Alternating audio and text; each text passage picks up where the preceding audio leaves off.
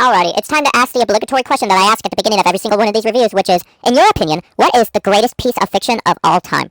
Well, in my personal opinion, that honor goes to my favorite show of all time, which is Attack on Titan.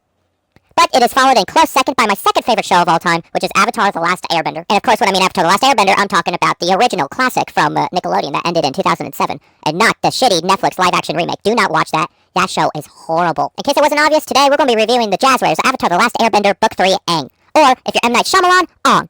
M. Night Shyamalan is wrong. Do not watch The Last Airbender. It is worse than the Netflix version. Now, what does this figure come with? Well, he comes with 6 pairs of hands, an alternate head, his staff, and a wind effect piece that I ended up losing. Very sorry for that. And then, obviously, you get the figure himself. And just right out the box, this figure looks really, really good. Although, the main head sculpt, there is a very noticeable flaw, at least on mine, with the eyes. The eyes were not printed in the correct spot, so it just looks really weird. But ignoring the fuck up with the head, the rest of the figure just looks really good. I really love the actual fabric they used on this. It makes him feel really premium, despite being a $16 figure. And oh yeah, did I mention that this is a budget figure? Yeah, this only came out to around $16 on Amazon. And it came with more accessories than most Marvel Legends that cost way more. Like, really, Hasbro? Like, step it up. And the articulation here is really good, too. The joints feel buttery smooth, with only 2 of them being kind of loose, but even then, the loose joints still hold really well, despite the last Atla figure that I got, which is the Atla Zuko, not really being able to hold his poses really well because of his loose joints. But even then, it wasn't really that noticeable most of the time, or at least with most of the poses I put him in. But, unfortunately, this figure is not perfect. In fact, there is a very, and I mean very major flaw that I absolutely have to address with this figure, and that is the QC.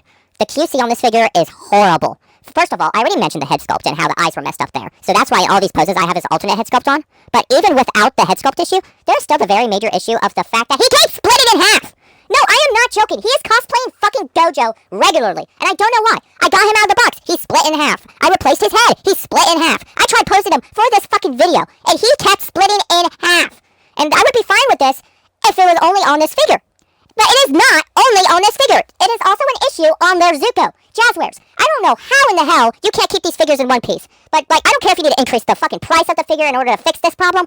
Do something to fix this problem. Because this is genuinely bad, and this makes me not want to get the rest of the Atla figures. Now, would I still recommend this figure? Yes. Would I still recommend the Zuko? Also, yes. But I would only recommend it if you are an Avatar The Last Airbender fan and need a good figure to represent these figures. Because, spoiler alert, McFarlane already tried at this, and they fucking sucked. So, yeah, this is definitely the best option.